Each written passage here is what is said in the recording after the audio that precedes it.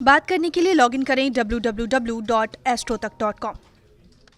नमस्कार दोस्तों, कैसे हैं आप सभी। बहुत बहुत स्वागत है आप सभी का एस्ट्रो तक में। मैं हूं राखी मिश्रा और आज हम बात कर रहे हैं श्राद्ध पक्ष के बारे में। श्राद्ध पक्ष 10 सितंबर से लेकर के 25 सितंबर तक चलेगा।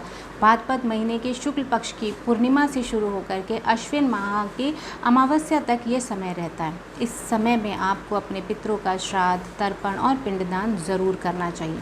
इसके अलावा भी ऐसी बहुत सी चीज़ें हैं जिनका ध्यान आपको ज़रूर देना चाहिए, जो ऐसे काम हैं जिनके कारण से हमारे पितरों को सुख और शांति मिलती है, उनको मोक्ष की प्राप्ति मिलती है, उनको तृप्ति होती है, खुश होते हैं हमारे पितर। ऐसी कुछ चीज़ें ज़रूर आपको हमेशा अपने ध्यान में रखनी चाहिए कि ऐसे कोई कर्म हमारे ना हो, ख़ास तौर पे इन 15 दिनों में कि जो हमारे पितरों को दुख पहुंचा सकते हो, उन्हें नाराज़ कर सकते हो।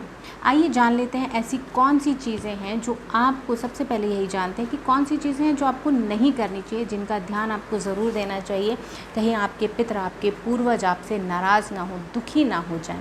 सबसे पहली चीज़, इस समय में आपको किसी भी तरह के जश्न या उत्सव से दूर रहना चाहिए, अवॉइड करने चाहिए। किसी तरह के जश्न उत्सव को मनाना या फिर उसमें जाना, उसका हिस्सा बनना आपको अवॉइड करना चाहिए। इसके साथ ही आपको तामसिक भोजन जैसे कि लहसुन और प्याज का सेवन भी इस समय पे श्राद्ध पक्ष में नहीं करना चाहिए। इसके साथ ही अगर आपको स्मोकिंग की आदत है या मांस मदिरा नॉनवेज की आदत है, ड्रिंक्स की हैबिट है, तो वो भी आपको इस समय पे अवॉइड ज़रूर करनी चाहिए, नहीं करना चाहिए इस समय पे। इसके साथ ही आपको नई चीज़ें, नया सामान खरीदने से इस समय में बचना चाहिए। ख़ासतौर पे इलेक्ट्रॉनिक्स आइटम आपको इस समय पे नहीं खरीदने चाहिए। श्राद्ध के समय में, श्राद्ध पक्ष में इस तरह की चीज़ें आप ना खरीदें। वहीं अगर आप कोई नया व्हीकल लेना चाहते हैं तो भी श्राद्ध पक्ष में आपको ये चीज़ें नहीं खरीदनी चाहिए। इसके अलावा आपको बाल काटने, नाखून काटने या फिर दाढ़ी बनाने जैसी चीज़ें भी इस समय में, श्राद्ध के समय में नहीं करनी चाहिए। इसके साथ ही कुछ ऐसी चीज़ें भी हैं, कुछ अन्न भी हैं जो इस समय में आपको अवॉइड करना चाहिए। वो है मसूर की दाल और चने की दाल। ये दोनों ही चीज़ें आपको श्राद्ध पक्ष में अवॉइड करनी चाहिए दोस्तों। श्राद्ध का जो समय होता है ये हमारे पितरों की शांति के लिए होता है, उनकी मुक्ति के लिए होता है, उनके मोक्ष के लिए होता है।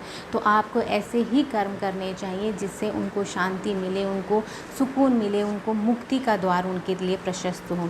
तो आइए अब जानते हैं ऐसी कौन सी चीज़ें हैं जो उनको खुश करती हैं, उनको शांति देती हैं, उनको सुकून देती हैं।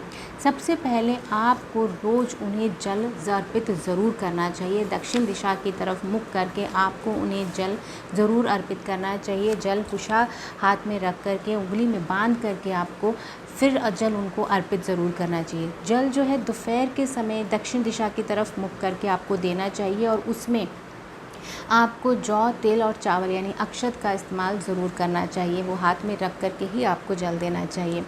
संध्या के समय में आपको पितरों के नाम का एक दिया अपने घर के पानी के पास ज़रूर जलाना चाहिए। जहाँ पे आप स्टोरेज करते हैं पानी का, तो वहाँ पे आपको अपने पितरों के नाम का एक सरसों के तेल का दिया ज़रूर जलाना चाहिए। जल में आप जो जल देते हैं उससे हाथ में कुशा बांध करके ही आपको देना चाहिए। आपने जिस तिथि को श्राद्ध करना है उस तिथि का आप ध्यान रखें। तिथि के दिन ही अपने पूर्वजों का आप श्राद्ध, तर्पण या फिर पिंडदान का सारा कार्य करें और उसके बाद आप ब्राह्मणों को भोजन ज़रूर कराएं, दान दक्षिणा ज़रूर दें। इस समय पे दान दक्षिणा देना, भोजन कराना, ज़रूरतमंद लोगों को भोजन कराना और किसी को भी कष्ट ना देना, ये भी आपके पितरों को, आपके पूर्वजों को शांति देते हैं और खुशी देता है। तो ऐसी ही जानकारी के लिए आप सभी देखते रहिए एस्ट्रो तक। Thank you so much. आप सभी का दिन शुभ हो।